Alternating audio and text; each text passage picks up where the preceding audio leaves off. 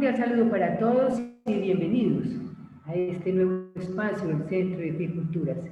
Como todos los jueves, desde hace ya 3 semanas, estamos con ustedes, invitándolos a conocer un documento que elaboró el Centro de Eficulturas sobre los aprendizajes que nos deja la pandemia.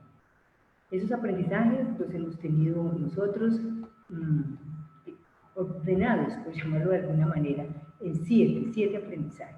Hoy vamos a hablar de ese tercer aprendizaje. Pero permítanme, les comparto la pantalla para que todos sepamos de qué es lo que vamos a hablar.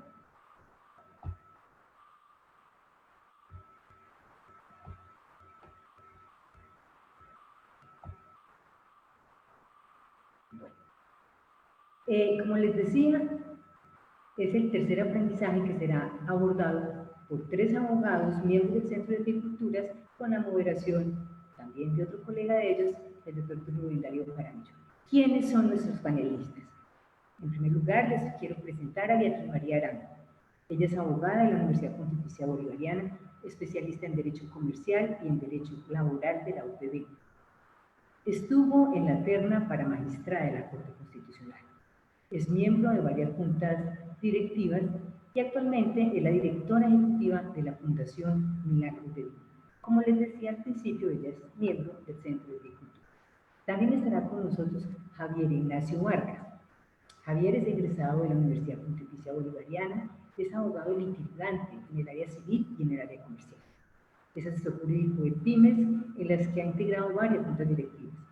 Fue presidente de A Su Familia Ignaciana y actualmente es coordinador de la Escuela de Padres, también de esta organización, A Su Familia Ignaciana. Es miembro del Centro de Eficulturas. Nuestra tercera panelista es Carolina Uribe. Ella es abogada también de la Universidad Pontificia Bolivariana, con especialización en Derecho de los Negocios de la Universidad Externado de Colombia. Es socia fundadora de Uribe Henao Abogados, miembro de juntas directivas de Pablo Tobón Uribe, el Hospital Pablo Tobón Uribe, de la Corporación Macaya y de la Corporación Pueblo de los Niños. También miembro de nuestro centro. Y finalmente nuestro moderador, Rubén Darío Jaramillo.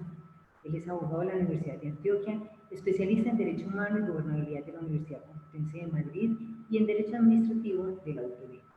Magíster en Derecho de la Universidad de Antioquia. Actualmente es consultor de proyectos sociales, miembro de nuestra institución. ¿Cómo vamos a desarrollar este panel? Primero les voy a hacer una pequeña introducción. A continuación tendremos la intervención de Beatriz María Arango, le seguirá Javier Ignacio Vargas, finalmente hablará Carolina Uribe. Una vez hayan hecho ellos sus intervenciones, tendremos la sesión de preguntas coordinadas por Rubén Darío Jaramillo y haremos una conclusión y un cierre. Les cuento para quienes por primera vez nos acompañan en estos paneles que esta conversación se derivó de un documento que elaboró el Centro de Eficulturas que nombró para recordar aprendizajes que nos deja la pandemia. Son 7 aprendizajes, ya hemos abordado los 2 primeros en jueves anteriores, somos frágiles y pertenecemos a una sola humanidad. Hoy nos concentraremos en este tercero. Acertamos al reconocer y aceptar la verdad de los hechos. Bienvenidos pues todos, muchas gracias por estar con nosotros. Los invitamos a estar atentos a nuestra programación, a acompañarnos hoy y también a estar con nosotros dentro de 8 días. No siendo más entonces, les doy la bienvenida a los panelistas y a nuestro moderador y los dejo con Rubén Jaramillo. Rubén, bienvenido. Rubén, ¿puedes habilitar tu micrófono para que te escuchemos? Muchas gracias. Muchas gracias, Jenny. Un saludo muy especial a todos los panelistas y a los ciudadanos que están conectados con nosotros y esperan que esta reflexión sea de un gran interés. Como vemos, la agenda nos convoca el tercer aprendizaje relacionado con la verdad, aceptar la verdad, escuchar la verdad, profundizar en la verdad. Y vamos a arrancar con las reflexiones iniciales que tiene cada uno de los panelistas. Entonces, en primer lugar, le queremos otorgar la palabra a Beatriz María Arango. Muchísimas gracias. Muy buenas tardes a mis compañeros de panel, Carolina, Javier y Rubén, y en especial a todas las personas que nos acompañan desde la virtualidad, nuestra nueva realidad. Celebro estos espacios que el Centro de Fe ha creado para reflexionar sobre los aprendizajes que nos está dejando la pandemia. Obviamente, como lo dijo Jenny, a quien también saludo, tomando como base un documento elaborado por el mismo Centro de Fe y Culturas. Este tercer aprendizaje nos invita a aceptar y reconocer la verdad de los hechos como un elemento de análisis para entender la crisis que vivimos y preguntarnos por qué la estamos viviendo, qué pasa y será posible finalmente transformar esta realidad. Empecemos con unas verdades, con unos reconocimientos de realidades. La primera verdad es que la vida nos cambió. Cada uno de nosotros está adoptando nuevos hábitos y competencias para poder sobrevivir en esta nueva realidad tan compleja. Llevamos cerca de medio año viviendo casi que en pausa. Esta pandemia es la emergencia sanitaria más importante de los últimos 100 años, por sus altos niveles de propagación, la falta de una vacuna y los graves efectos en la salud física, mental, en la economía y en general en la sociedad. Sabemos y vivimos fuertes tensiones entre la salud, el concepto y ejercicio de la libertad, el momento clave para la reapertura del sector productivo, sin que nadie en el mundo tenga la solución mágica o perfecta. Sabemos muy bien que este virus no es el primero ni será el último, pero se ha extendido muy rápido. No tiene fronteras, no conoce de ideologías ni de clases sociales y ha dejado millones de personas contagiadas y miles de muertos, confirmando que nada de este mundo nos resulta indiferente. Estamos altamente interconectados y esta pandemia es una manifestación más de la complejidad de la globalización. Además, la ciencia nos enseña que los hombres solo somos unas células vivas para los virus, donde ellos pueden sobrevivir y reproducirse. Casi que ese es el único objetivo de ellos. Sus comportamientos, por tanto, son previsibles y no sorprenden a los científicos que sabían de antemano que podría darse esta crisis sanitaria. Pero para el resto de los mortales, el COVID-19 nos cogió por sorpresa, nos tiene muy asustados en un estado de permanente incertidumbre. Se han hecho evidentes nuestra fragilidad, la del planeta, las grandes brechas sociales, económicas y digitales. Conocer la verdad sobre cómo, cuándo y dónde se dio el primer contagio del COVID-19 al ser humano es objetivo pues de los científicos y no una simple cuestión de curiosidad, de imputar culpas o responsabilidades, sino que permitirá el desarrollo de procedimientos científicos con independencia de ideologías o intereses que pudieran llegar a influir en sus resultados científicos. Nos encontramos pues entonces frente a otra realidad y otra verdad. El hecho de crear una vacuna en tiempo récord. Pero, ¿qué pasaría si no se logra rápidamente? Esta es una posibilidad y una realidad que la humanidad debe considerar y aceptar, pues pareciera que en este momento hay una dolorosa y preocupante realidad, como dijimos. Nadie tiene la verdad sobre el tratamiento y control total.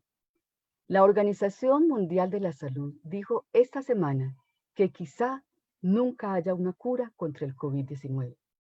Entonces, esta es una de esas grandes verdades que como ciudadanos debemos empezar a introyectar para poder convivir. ¿Por qué está pasando esto? En tiempos más recientes se presentaron situaciones que desconocieron o acallaron la verdad de los hechos, con las graves consecuencias que hoy padecemos. En septiembre de 2019, del año pasado, es decir, 3 meses antes del primer caso del COVID-19, la Organización Mundial de la Salud advirtió que había una amenaza muy real de una pandemia, rápida, letal, causada por un patógeno respiratorio. Pero el mundo no oyó esa verdad, no quiso oírla. Y aún con la pandemia ya declarada, sabemos de muchos líderes mundiales que la negaron, la minimizaron o elaboraron una teoría conspiratoria sin ningún fundamento ni base científica. Además, incumplieron su deber de notificar rápidamente a la OMS la aparición de los primeros brotes antes de que llegase a la pandemia, según un compromiso que 196 países habían adquirido desde el año 2005 con la misma Organización Mundial de la Salud. Esas son como las causas cercanas. Sin embargo, la más profunda, la más real, la verdad de la verdad, creo yo, la causa fundamental de la actual crisis es la relación equivocada que tenemos los hombres con la naturaleza. Queremos imponerle nuestro ritmo, cuando es ella la que nos demuestra su poder y su velocidad, como lo está haciendo ahora. Además, la hemos atacado y destruido. La contaminación, el cambio climático, el mal manejo del agua, la deforestación y el urbanismo descontrolado hacen que nuestro medio ambiente se encuentre cada vez más deteriorado y se incremente el riesgo de estar en contacto con patógenos desconocidos. No es que los patógenos nos busquen, lo irónico es que nosotros salimos a su encuentro por el manejo irresponsable que hacemos de nuestra casa común. Un ejemplo son los mercados de animales vivos, donde los virus tienen la oportunidad de combinarse, mutar y saltar a los humanos. Nos vendría bien hacer eco de las palabras del Papa Francisco y entender el papel del hombre en la naturaleza como el de un administrador responsable, dado el vínculo ineludible entre lo ambiental, lo social y lo humano.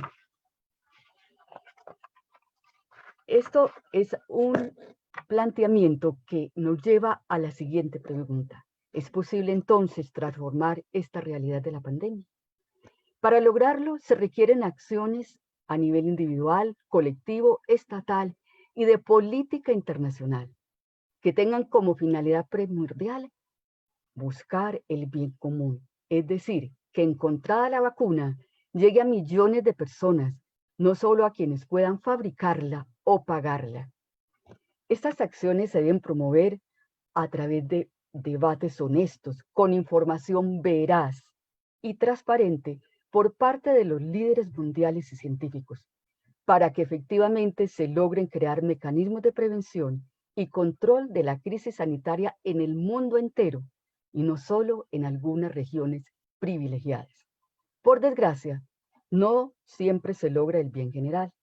La debilidad de algunos gobiernos y su falta de voluntad impide alcanzar soluciones sanitarias a nivel global, ya que suelen primar intereses políticos, económicos y bélicos de algunos pocos pero poderosos países.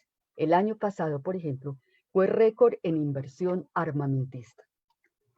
Es deseable que al encontrar la vacuna contra el COVID-19 no se presente un sentimiento nacionalista, pues solo la usaría en su propio territorio el país que la produce. Lo conveniente, lo recomendable, sería suscribir un pacto entre los líderes mundiales para garantizar la igualdad de acceso a la vacuna. Existe una esperanza con la canciller Angela Merkel, quien afirma: la ciencia nunca es nacional, la ciencia sirve a la humanidad. Las vacunas pues deberían ser reconocidas como patrimonio universal, como patrimonio de la humanidad. Pero mientras no haya una vacuna ni tratamiento contra el COVID, reducir el contagio depende de cada uno de nosotros, de nuestra conciencia, cambiando de modo de actuar para impedirle al virus que se transmita de una persona a otra, ya que alcanzar la inmunidad de un grupo de rebaño requiere del 60 al 70% de la población mundial vacunada, según lo afirma la Organización Mundial de la Salud. Ante esta realidad, el aislamiento, que no se da en las mismas condiciones para todo el mundo, y las medidas de bioseguridad son la cuota de sacrificio, esfuerzo y paciencia que debemos cumplir. Lo que hacemos o no hacemos durante el contagio afecta a la comunidad de los seres humanos.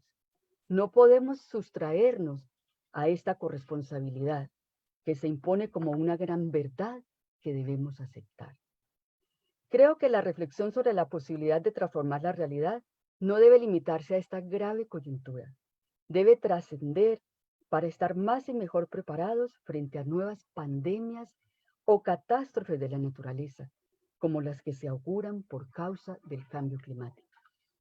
Por tanto, es vital saber el lugar específico que los seres humanos ocupamos en este mundo y cómo son las relaciones con la realidad que nos rodea. En la encíclica Laudatio Si, el Papa Francisco desarrolla el concepto de la ecología integral como el paradigma capaz de articular las relaciones fundamentales de la persona con Dios, consigo misma, con los demás seres humanos y con la creación. Lo anterior nos lleva a formularnos preguntas como las siguientes. ¿Para qué vinimos a esta tierra?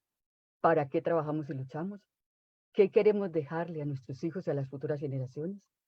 ¿Es la virtualidad la verdadera nueva vida? ¿O es una realidad ficticia? ¿Cómo usar responsable y humanamente este nuevo mundo que nos trae la virtualidad? ¿Es nuestra conducta egocéntrica la que está produciendo estas pandemias? Es difícil identificar la verdad si hay tantos poderes e intereses en este momento. Reflexiones que nos sirven para llenar de sentido esta dura época.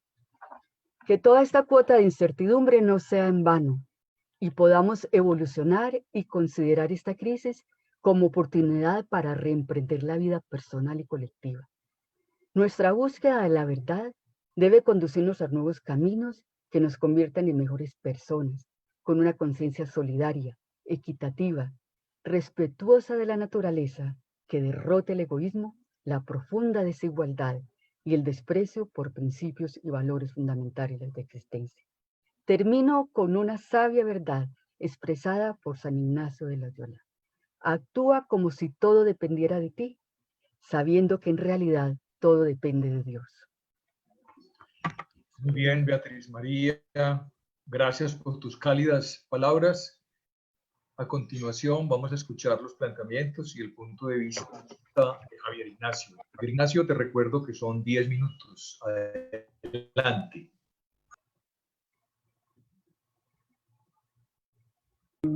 Perdón, Rubén, son 10 minutos y ¿qué más me dijiste? No entendí. Son 10 minutos para que hagas una reflexión relacionada con este tema que tú ya conoces. Perfecto. ¿Qué es claro acá en esta situación? El aceptar y reconocer la verdad de los hechos nos lleva a formularnos cambios de actitud y reacciones. Este tipo de reacciones inicialmente pueden ser de negación, es lo que hemos visto por lo general en todas las instituciones.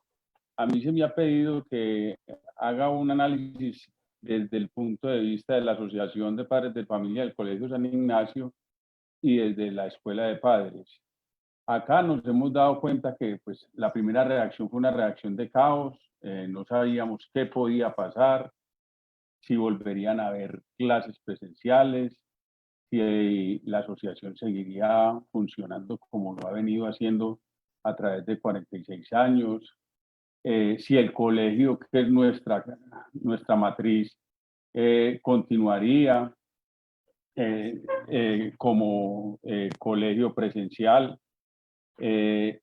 Una vez se nos plantean todos estos problemas o este tipo de situaciones, nosotros pensamos en qué podemos hacer, qué se puede hacer para soportar este embate de la naturaleza que nos agobia pues a todos y cómo nos preparáramos para el futuro.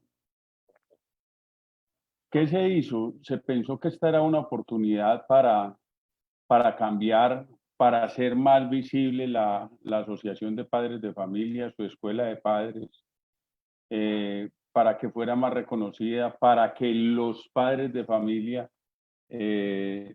tuvieran un mayor arraigo para con ella y a través de ello se toman unas decisiones de qué hacer para sobrevivir y sacar adelante la asociación.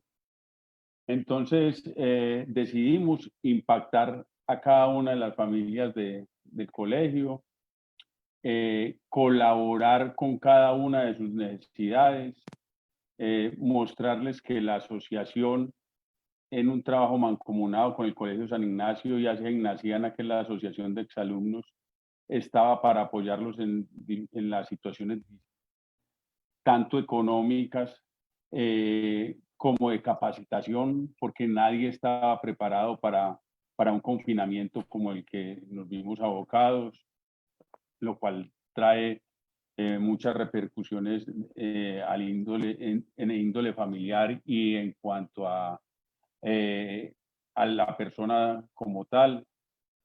De ahí la asociación decidió trabajar en equipo y mancomunadamente con el colegio, con los padres de familias, comunicarle cada una de los cambios y las adaptaciones que se estaban haciendo para conservar los recursos que se tenían y cómo se intentaban conseguir nuevos recursos, ya que los que se tenían podían ser insuficientes para los requerimientos que habían.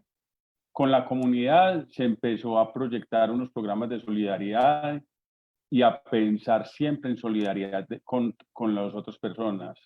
Nos enfocamos en ser oportunos y rediseñar cada una de nuestras actuaciones y proyectos al interior de la asociación. Empezamos a trabajar con las siguientes orientaciones. En cuanto a la solidaridad, apoyamos a las familias con dificultades económicas, como lo dije anteriormente, en colaboración del colegio y de Asignaciana. Trabajamos con los padres de familias en actividades que pretendían obtener recursos para continuar contribuyendo a la labor de la asociación. Desde la escuela de padres empezamos a acompañar a cada uno de las familias ignacianas con tips de formación, de convivencia al interior del hogar para adecuarnos a las pandemias. También iniciamos un ciclo de formación en temas específicos de los ciclos escolares del colegio, brindando la posibilidad para que todos los padres de familia participaran. Se continuaron con los talleres de familias nuevas y en el segundo semestre se abrieron más espacios de formación espiritual y conferencias formativas. Igualmente, se trabajó de la mano de la Federación de Asofamilias de los Colegios Jesuitas, con la cual hemos tenido un gran compartir de experiencias y de saberes. Y nos ha llevado a que podamos adaptar muchas de las cosas que otras asociaciones tienen a nuestra asociación y ellos igualmente. Para nosotros, la gran enseñanza de esta pandemia es estar siempre preparado para lo inesperado y valorar el trabajo en equipo como una estrategia de cambio y superación. Es claro que los problemas para nosotros son el principal combustible del cambio y es por ello que reconocemos y aceptamos la verdad de los hechos como punto de partida para poder emprender y adaptarnos a una nueva realidad. Y esta nueva realidad tiene que llevarnos a todos nosotros a concluir que nosotros estamos para servir, como dice San Ignacio, ser más para servir mejor. Porque si nosotros no servimos y seguimos en una actitud egoísta, estamos abocados a no superar todo este tipo de situaciones. Como lo dijo Beatriz María, si se piensa solamente en el país que descubra o que diseñe la vacuna en un programa nacionalista, estará abocando a la demás humanidad a la catástrofe. Gracias.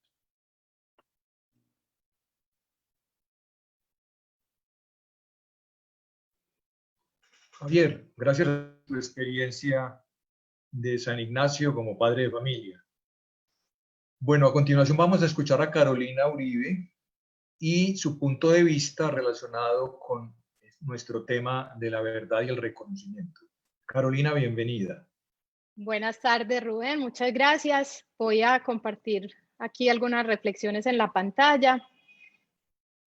También segundo. Bueno, yo me enfoqué en la reflexión del documento del centro que nos invita a reflexionar sobre la verdad y la veracidad y decidí invitarlos a reflexionar un poco sobre este tema que está tan en boga de las fake news o falsas noticias. Y quería partir precisamente de uno de los párrafos del documento que nos invita a ubicar la búsqueda de la verdad como uno de los más altos propósitos de la humanidad. Es cuestión de vida o muerte. Esta actitud tiene profundas implicaciones éticas y vale para verdades históricas, culturales, sociales y para aquellas referidas a los procesos naturales. Nos saltan preguntas como ¿qué pasa? ¿Por qué pasa? ¿O cómo pasa?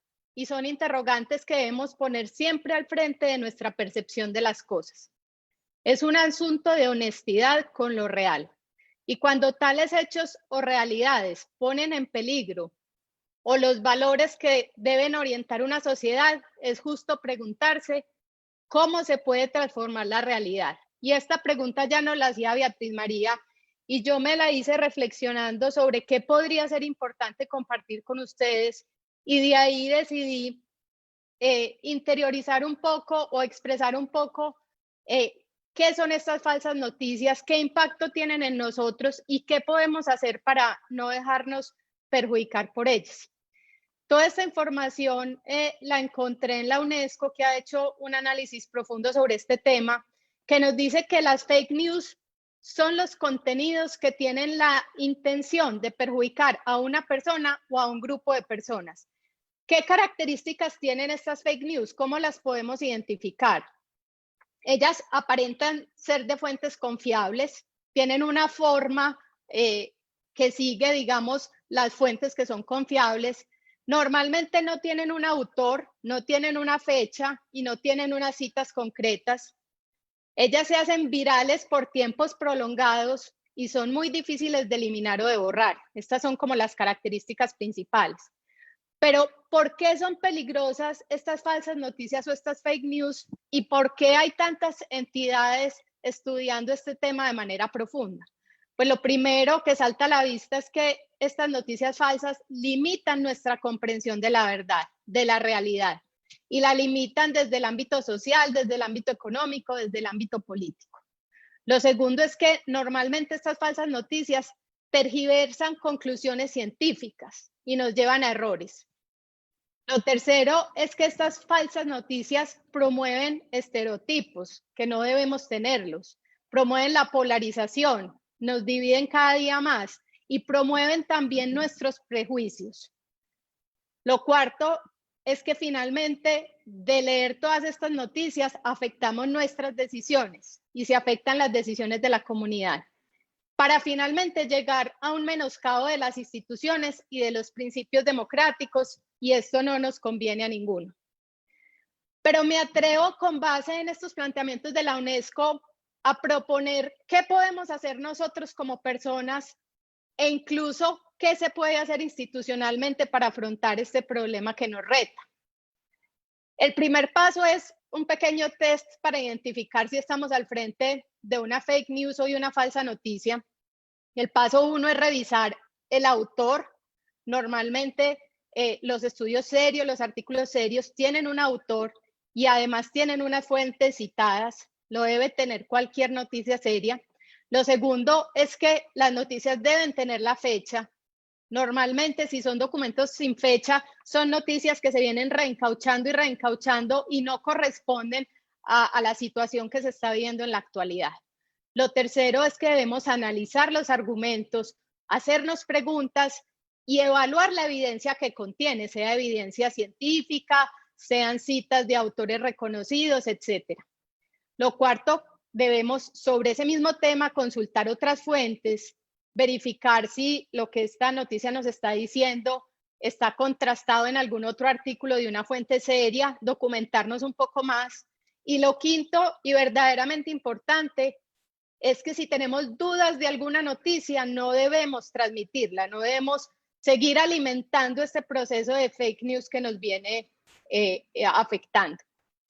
En cuanto a la propuesta institucional, pues que no es mía, la trae la UNESCO, pero me gusta compartirla porque creo que frente a este tema de la verdad, pues es un enfoque importante, y es que siempre se se ha entendido la educación como una distribución de información, enseñar a leer y escribir. Y siempre se ha considerado que las personas alfabetizadas son las personas que saben leer y escribir. Pero este enfoque en este momento es insuficiente. Debemos entender a las personas alfabetizadas como no solo aquellos que saben leer y escribir, sino aquellos que saben evaluar la información, seleccionarla, analizarla, cuestionarla, incluso complementarla y construir una posición propia para luego comunicar eso de manera verbal y escrita y participar. Entonces se hace necesario un enfoque global del sistema educativo, no solamente dirigido hacia la lectura y la escritura, sino también hacia ese análisis, hacia ese cuestionamiento, hacia la búsqueda de otras fuentes para poder abordar esta problemática de las falsas noticias. Finalmente, en este análisis encontré dos citas que me gustaría compartir con ustedes. Una es de Bernard Williams, que pues un filósofo moral de los mejores del siglo XX, y les quiero leer esta cita porque quiero que analicemos la relación que existe entre la verdad y la libertad, que creo que es determinante. Ser libre, en ese sentido más básico, tradicional e inteligible, es no estar sujeto a otra voluntad. No se trata de ser libre de todos los obstáculos. Al contrario, la libertad solo tiene sentido si alguien quiere hacer algo y si además no puede cambiar a su antojo ese deseo de hacerlo por algún otro deseo. Una forma básica de libertad, pues, es no estar sujeto a la voluntad de otro al luchar por algo que se considera valioso. Y finalmente, una frase de Joseph Ratzinger en su libro Fe, Verdad y Tolerancia, que me pareció bastante significativa frente a este tema de la verdad, que dice, si al hombre se le excluye de la verdad, entonces lo único que puede dominar sobre él es lo accidental, lo arbitrario. Por eso no es fundamentalismo, sino un deber de la humanidad, el proteger al hombre contra la dictadura de lo accidental, que ha llegado a hacerse absoluto, y devolver al hombre su propia dignidad, que consiste precisamente en que ninguna instancia humana pueda dominarlo, porque él se encuentra abierto hacia la verdad misma. Esas son mis conclusiones, Rubén. Muchas gracias.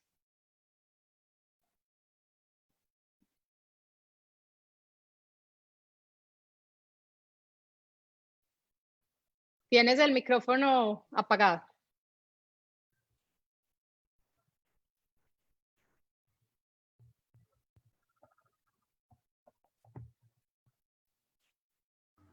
Bueno, mientras Rubén habilita su micrófono, les comento que en este momento tenemos a varias personas en nuestro Facebook Live: Ana María Ramírez, Natalia González, Lucy de la Torre, Mauricio Zapata, el director del Centro de Culturas, Gabriel Ignacio Rodríguez, Esteban, Rubén Fernández, Anita Zuluaga, bueno, y muchas personas más que se han unido a nosotros a participar en este panel. Nuestro moderador continúa con el micrófono cerrado, ya lo habilitó. Le doy la palabra entonces a Rubén Jaramillo. Muchas gracias y les pido excusas que dimos un clic como equivocado. Muchas gracias por las reflexiones desde distintos ángulos, desde distintos puntos de vista. La verdad siempre genera muchas veces un campo de disputa. Y la verdad, cualquier ejemplo que pongamos de la vida cotidiana, de la sociedad, de lo político, en cualquier campo, genera escozor y genera resistencia. Yo quisiera que tuvieran en cuenta este aspecto, las decisiones que el ser humano toma y la verdad, la búsqueda de esa verdad, como nos lo dice el texto. Por eso quiero hacerles esta pregunta a cada uno de los panelistas, en el mismo orden, ojalá la pudieran contestar más o menos 2-3 minutos cada uno si fuera posible.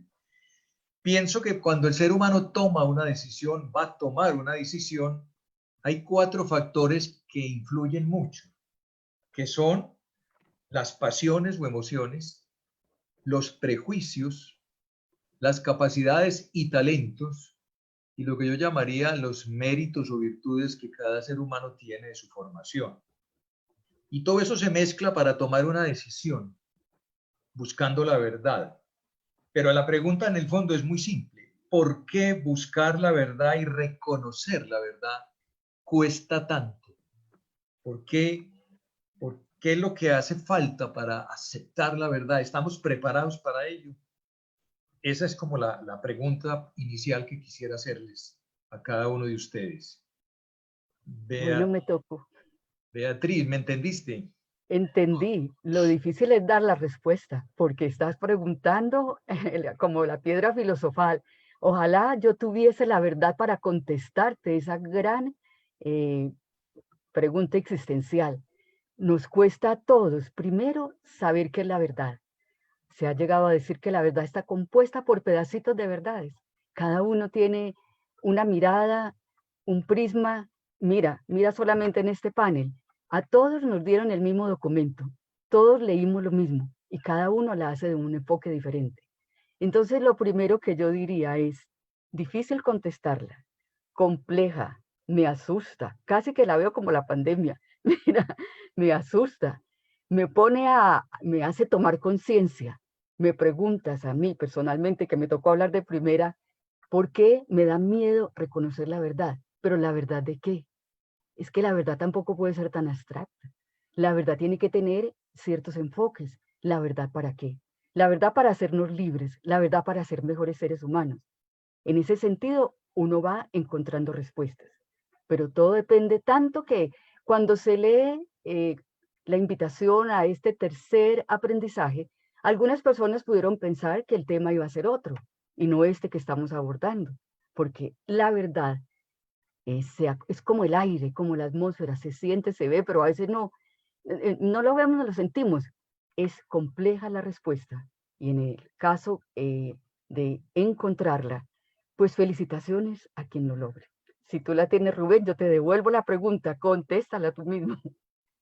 Muchas gracias, Beatriz. Javier Ignacio, la misma pregunta en el mismo sentido, haciendo como un énfasis en el costo psicológico, humano que tiene aceptar la verdad. ¿Por qué en el ser humano es tan difícil aceptar cualquier tipo de verdad? Yo no he hablado de la verdad científica, no he hablado de la verdad existencial, no me he puesto a clasificar verdades.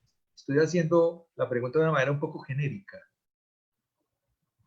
Javier. A ver, Rubén, ¿qué te puedo decir yo?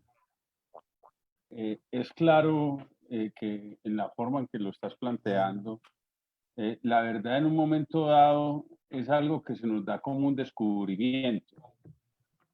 Y para el ser humano, todo lo nuevo implica una negación.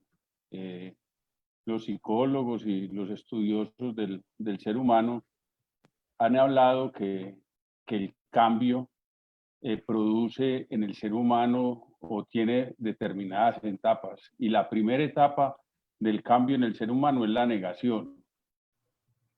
Esta negación, ¿por qué se da? Porque se está cambiando lo que anteriormente se venía dando. Cuando Galileo Galilei dijo que la Tierra era redonda, todos lo tildaron de loco y todo el mundo lo negó. Hoy vemos que en realidad Galileo no estaba loco, estaba en lo cierto.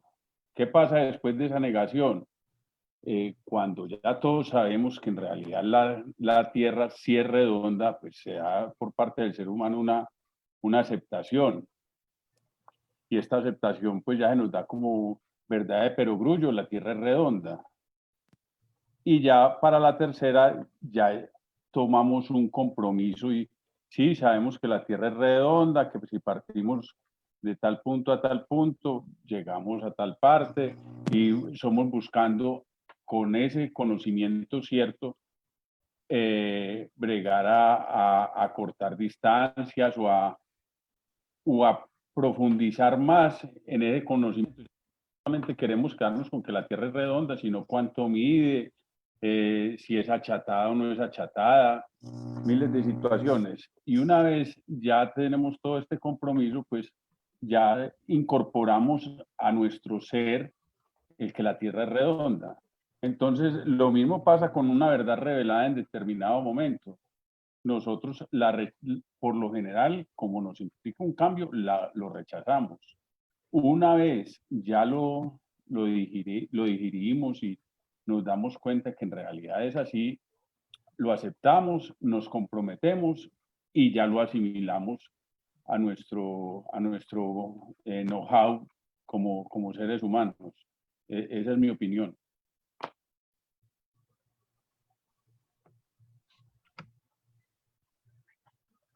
Gracias, Javier Ignacio.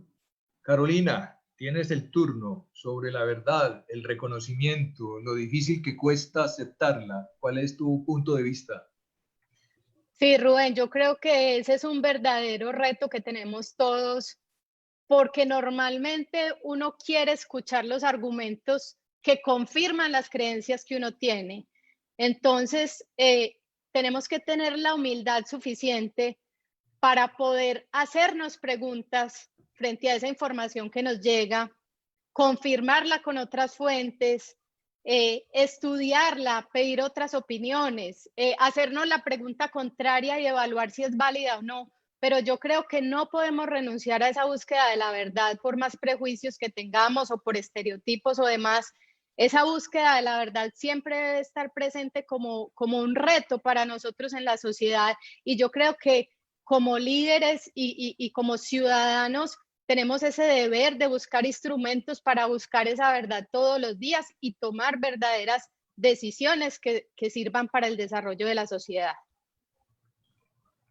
Gracias, Carolina. Bueno, yo les tengo otra pregunta y es relacionada con lo siguiente. Yo conozco personas que prefieren una mentira a una verdad desagradable. Y eso me lleva a evocar una frase muy bella del poeta William Blake. Él dice, una verdad brutalmente dicha es tan peligrosa como una gran mentira. Una verdad brutalmente dicha, repito, es tan peligrosa como una gran mentira. ¿Será que la verdad, aceptarla exige estilo, un cómo, una manera especial? Quisiera, ya que Carolina está tan inquieta, que empezáramos con Carolina en este momento.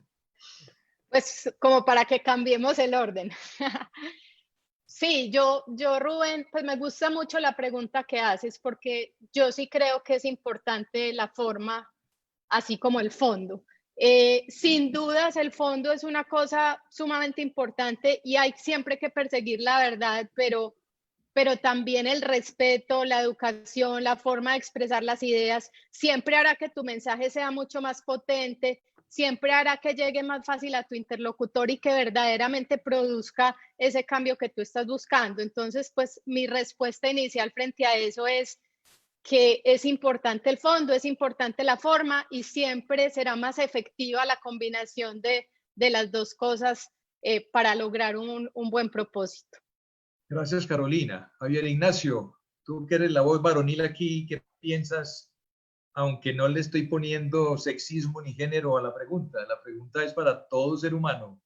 ¿Cuál es tu punto de vista sobre lo que relaciono con el poeta?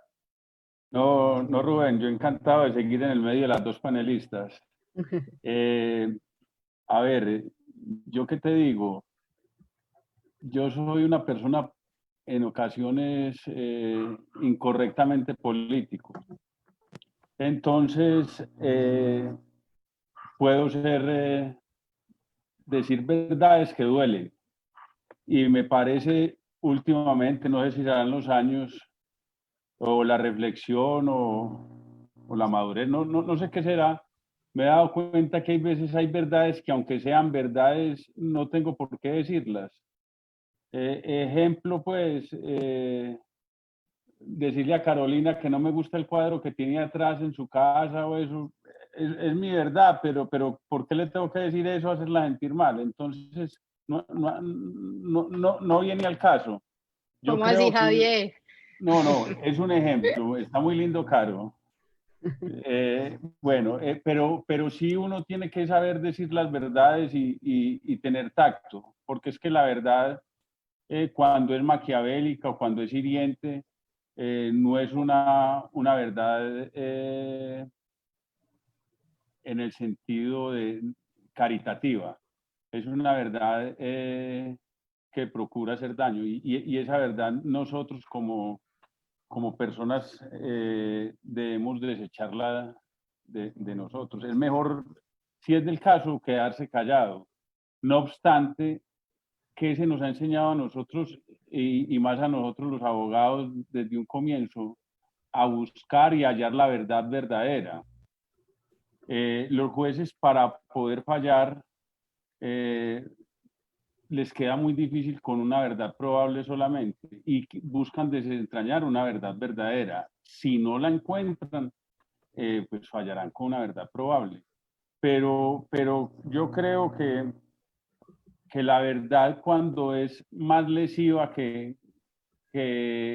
no que benévola, sino que constructiva, no debe ser manifestada y debe permanecer, no sé si oculta, pero no se debe manifestar en una forma que agreda a los demás. Bien, Javier. Beatriz María, tu turno. Muchas gracias. Yo quisiera relacionar esa pregunta con lo que estamos viviendo en este momento de la pandemia en el mundo entero. Hemos preferido, y muchos grandes líderes, que se digan mentiras, no aceptar la verdad. Han preferido desconocerla, minimizarla, engañarnos, ocultarnos la verdad y nos mantienen de mes en mes, de tiempo en tiempo. Y nosotros creemos que con ese apaciguamiento o esa forma de decirnos las cosas, estamos encontrando la verdad y la realidad de los hechos.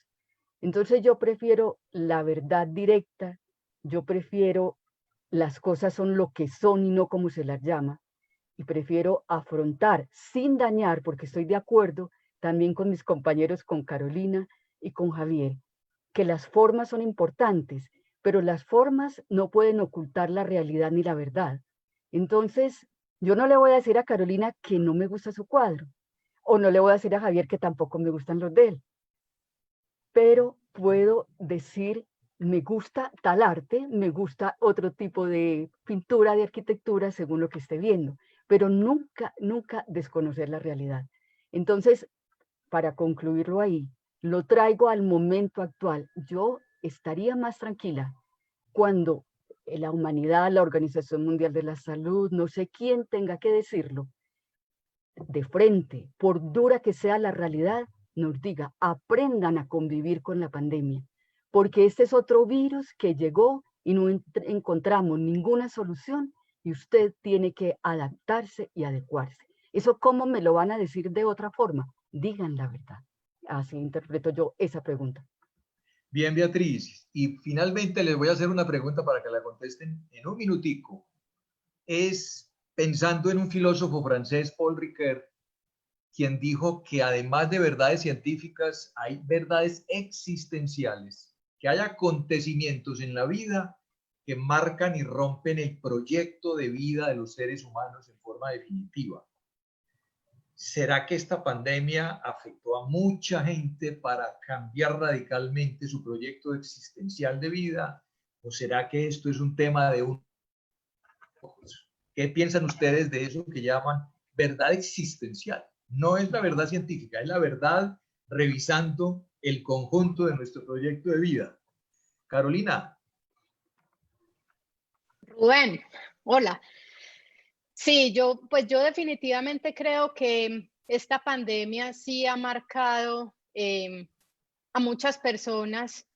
En algún otro foro del centro pude profundizar en la reflexión sobre la inequidad, sobre las diferencias que hemos tenido en esta pandemia, sobre las personas que viven de la informalidad y con ocasión del confinamiento no han podido salir a conseguir su mínimo para la familia, en los estudiantes que no tienen esta conectividad, en las personas que no pueden asistir a estas reflexiones porque no cuentan con los elementos necesarios para ellos.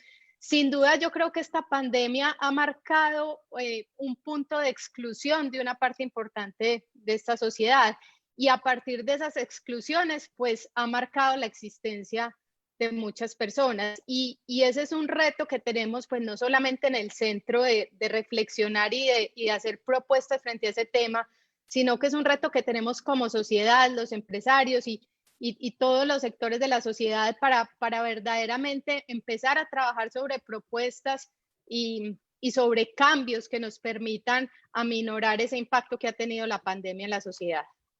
Muchas gracias, Carolina. Javier Ignacio, ¿cuál es tu punto de vista?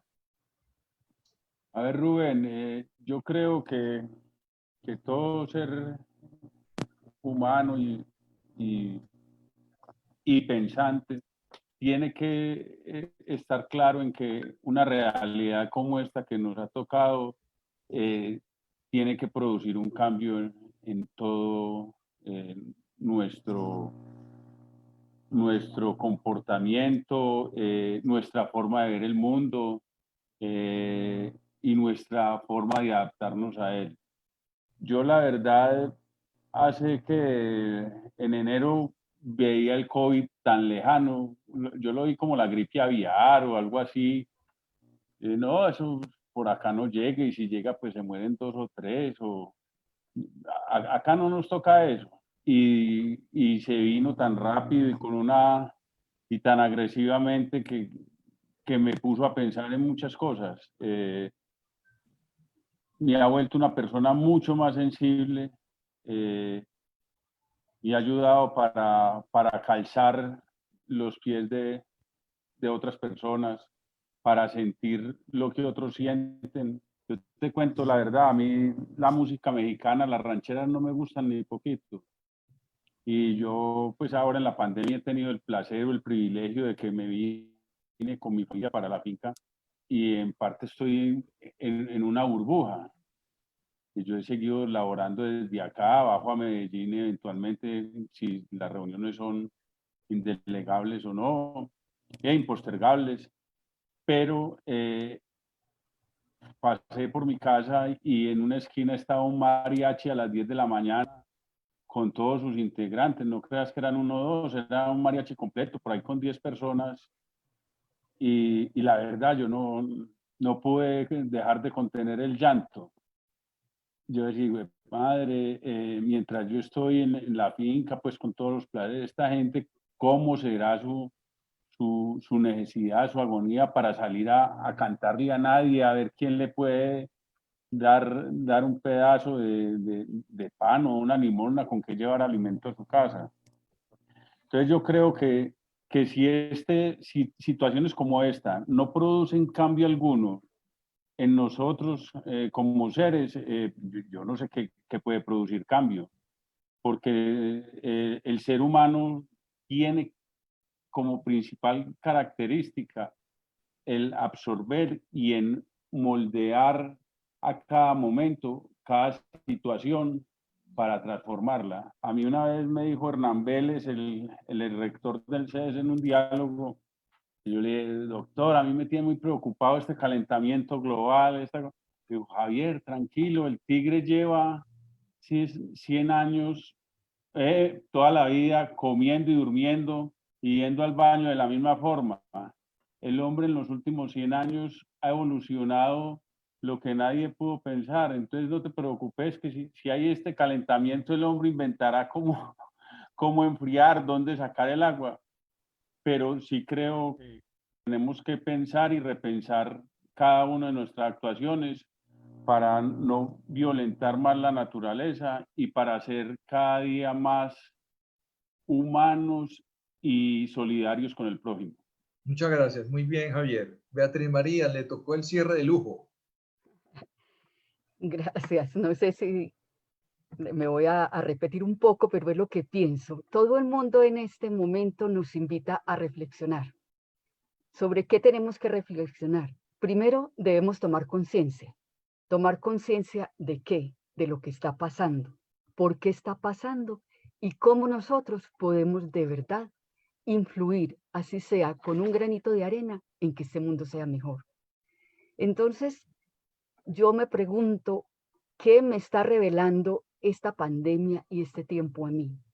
¿Cómo me siento en relación, y repito las palabras del Papa Francisco, en relación conmigo misma, yo que soy católica, con Dios, con el otro, con ustedes, con el otro y con la naturaleza? Esa es la principal reflexión que yo quiero hacer ahora, en este tiempo, para que no pase en vano, y tratar que estas reflexiones individuales crezcan un poco, porque debe haber un conocimiento y un crecimiento y una toma de conciencia colectiva también, y que los que tengamos la posibilidad de participar en conversatorios o paneles como estos, podamos transmitir, como lo han hecho Carolina y Javier y Rubén, todo este tipo de inquietudes para que no ocurra que cuando pasen estos miedos, cuando superemos la incertidumbre, se nos pierda esa posibilidad de tomar conciencia. Me da susto que si por alguna circunstancia, que ojalá fuese así, sale la vacuna, quedamos todos vacunados, quedamos inmunes, ya perdamos toda conciencia y en muy poco tiempo, con tanto patógeno que hay, tengamos una segunda pandemia de tal naturaleza.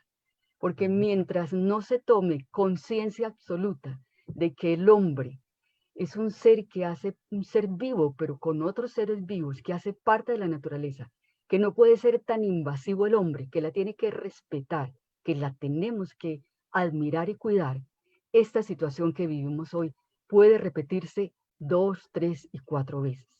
Entonces, esta cruel realidad con la pregunta anterior, esta cruel verdad, a mí me gustaría que me la dijeran así, de frente.